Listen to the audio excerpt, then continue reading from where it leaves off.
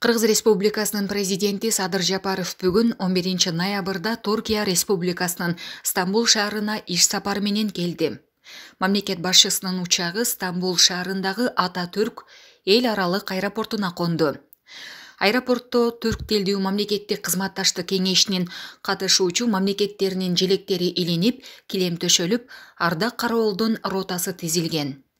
Буга чейин мамлекет башчысынын Глазгого болгон иш сапарынан кийин бул жолу президенттин кайсыл учак менен Туркияга учуп кеткени көпчүлүктүн кызыгуусун жаратты.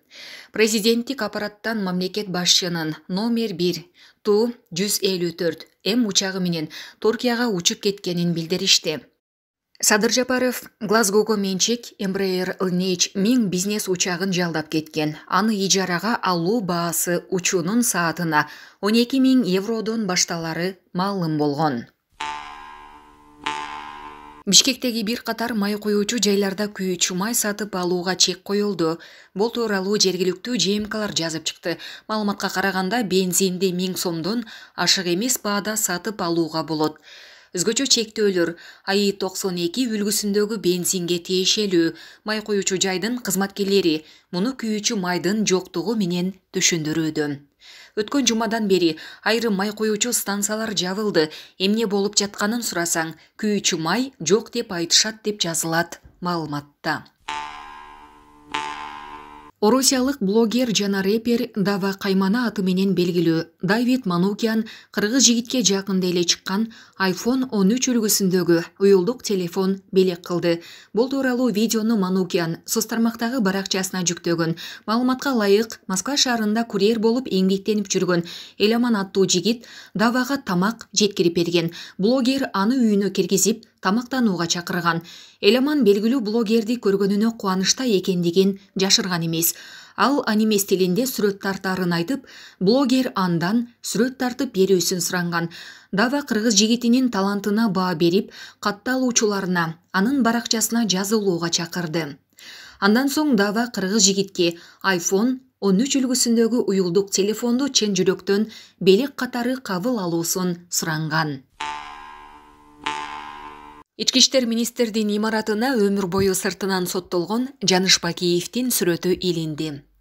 Ички иштер министрдин баңгизаттарды мыйзамсыз жүгүртүүгө каршы күрөшүү кызматында мурдагы жетекчилердин стендин ачуу азем өттү. Бул тууралуу ички иштер министрдин басма сөз кызматынан билдиришти.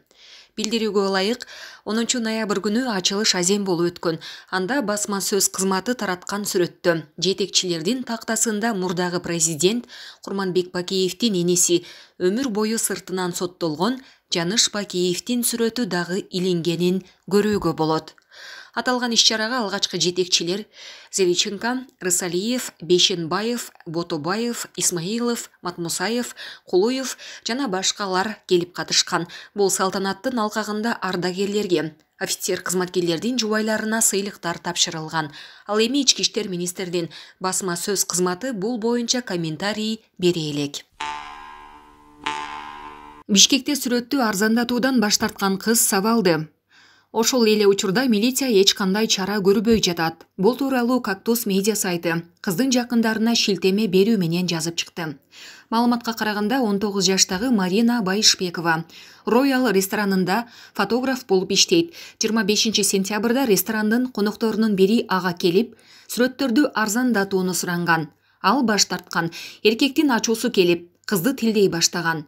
Ресторандын кызматкерлери наразы болгон кардарды тынчтандырууга аракет кылып, аны алып кетишкен. Бирок эркек киши сахнага чуркап чыгып, буту менен кыздын үстүнө секирген. Анын буту кыздын башына тийген. Марина соккудан кулап түшкөн деп айтылат маалыматта.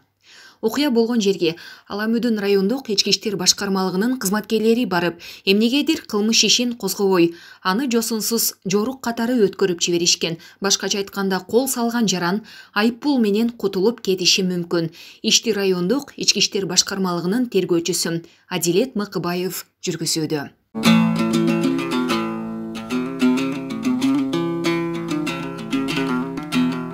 Лейликте тажиктер тарабынан кыргыз жараны кармалган.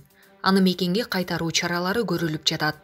21 октябрда Лейлик районунун Саада аймагына жакын жерде Тажикстандын улуттук коопсуздук боюнча мамлекеттик комитетинин кызматкерлери кыргыз жараны 1997 жылы туулган Айдарбек Хайдаровду кармашкан. Чек ара кызматынан билдиришкендей, алдын ала маалыматтар боюнча Хайдаров мамлекеттик чек араны мыйзамсыз кесип өткөн деп айыпталууда. Ал Тажикстандын аймагында атасы жашаган Пахтакор айылында кармалган. Аны мекенине кайтаруу маселеси боюнча Кыргыз Республикасы менен Тажикстандын чек ара өкүлдөрүнүн ортосунда эки жолу сүйлөшүүлөр, ошондой эле эки республиканын Баткен жана Согди облустарынын жетекчилеринин деңгээлинде жолугушуулар өткөрүлгөн. УКМКдан маселе жетекчиликтин көзөмөлүндө экенин, кыргызстандык жаранды мекенине кайтаруу чаралары көрүлүп жатканын билдиришти. Монополияга каршы агенттик: бензин кескин кымбаттабайт. Бензиндин баасы кескин көтөрүлбөйт. Бул тууралуу бүгүн 11 ноябрда монополияга каршы жөнгө салуу боюнча мамлекеттик агенттиктин жетекчиси Кеңешбай Тайлагов Бишкекте өткөн маалымат жыйынында билдирди. Өткөн айга салыштырганда АИ 92 дизелдик отун билесиздер. Социалдык жактан маанилүү товарлар тизмесине кирет. Баалар туруктуу, кескин көтөрүлгөн жок. Бул рынокто да запастар бар, жетиштүү. Бир жарым айга чейин запастарды кармашат. Биз ар бир райондо канча запас бар экенин тактап алдык. Ноябрь айынын аягына чейин иш-чаралар камтылган. Акыркы мезгилде Орусияда да баалар көтөрүлгөн. Ал боюнча да булар менен такташып алдык. Баа кескин көтөрүлбөйт. Ага жол бербейбиз. Көтөрүлсө да 8-10 сомго эмес. Тайлаков кошумчалагандай, күйүүчү майдын эң жогорку баасы бүгүнкү күндө Чаткалда жана Баткенде болууда. Кара май, көмүр кымбаттап, элге ыңгайсыздык жаралып жатканы тууралуу маселе 10 ноябрда парламентте көтөрүлгөн. Нефтетрейдерлер ассоциациясы күйүүчү майлоочу май рыногундагы олку-солку абалга байланыштуу. Ноябрда бензин 9-10 сомго чейин кымбатташы мүмкүн деген жоромолун билдирген. Кара Сууда үйлөнүү тойдогу кортежди коштогон айдоочулар айыпка жыгылды. Ош облусунун Кара Суу районунун Кашкар-Кышта Кайыл аймагында жол эрежесин бузган айдоочуларга айып пул салынды. Бул тууралуу Ош облусу боюнча жол кыймылынын коопсуздугун камсыздоо бөлүмүнөн билдиришти. Түзүмдүн маалыматы боюнча окуя 9 ноябрда Ош Кара Суу унаа жолунун 5-чакырымында болгон. Айдоочулар үйлөнүү той үчүн чыккан унааларды башкарып бара жатышкан. 2001 жылы туулган жаран Toyota Camry үлгүсүндөгү унаасы менен 2000 жылы туулган жаран Mercedes-Benz үлгүсүндөгү унаасы менен карама-каршы багытка чыгып айдаган үчүн 5500 сомдон айып пул салынды деп айтылат маалыматта. Ошто аялынын көңүлүн алайын деген романтик милицияга түшүп чыгымды жатты. Ош шаарында жол боюна эгилген гүлдү жулуп барып, аялына берген адам кармалды. Милиция кызматкерлери тарабынан Ош шаарынын Моноев көчөсүндөгү жол боюнда шаарга көрк берип, жашылдандыруу жана көрктөндүрүү мекемеси тарабынан отургузулган гүлдөрдү жулуп кеткен жаран кармалды. Ал 1980 жылы туулган Ош шаарынын тургуну болуп чыкты. Ал өз көрсөтмөсүндө: ошол күнү үйгө ичип баргам. Аялым аябай нааразы болуп, үйдөн кууп чыкты. Мен чынында күнөөлүү элем. Акыркы мезгилде көп ичип жатам. Анан кантип аялымдын көңүлүн алып, үйгө кирүүнү ойлоп жаткам. Белек алайын десем, жанымда тыйыным жок. Жолдо тумбада жакшынакай гүлдөр турган экен. Ошону жулуп алып, үйгө кирип, аялыма берсем, ал кабыл алды. Бирок мен туура эмес кылдым. Мас элем деген. Бул боюнча шектөөнүн бир тууган карындашы келип, мамлекетке кеткен чыгымдарды калыбына келтирген. Журту мына мен мэриянын гүлдөрүнү жулуп койгонго, бирөөнү жакшы көрүп берип коеюн деген гүлдөрдү жулуп койгом. Тура менден кечирим. Башка кайталанбайбы? Башка кайталамайм. Башка кайталанбасын. Жок, кайталамайм. Бул мына мен шаарыбызды мындай төркүнөтүп, гүлдөтүп, төркүнү мен бузбайм. 8 килограммга жакын гашиш баңгизаты менен Нарын облусунун 2 тургуну кармалды. Бул тууралуу Ички иштер министрлигинен билдиришти.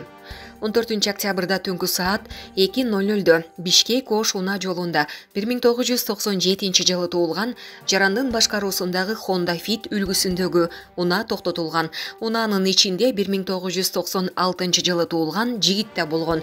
Жогорудагы унаага тинтүү жүргүзүүдө багажынан кара түстөгү спорттук сумка табылган.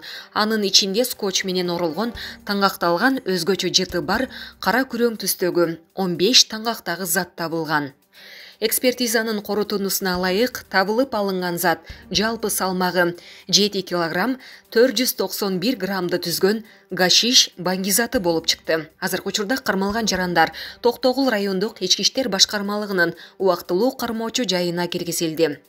Бул баңги кылмышына тиешелүү башка жарандарды аныктоо боюнча мындан аркы иликтөө иш-чаралары жүрүп жатат.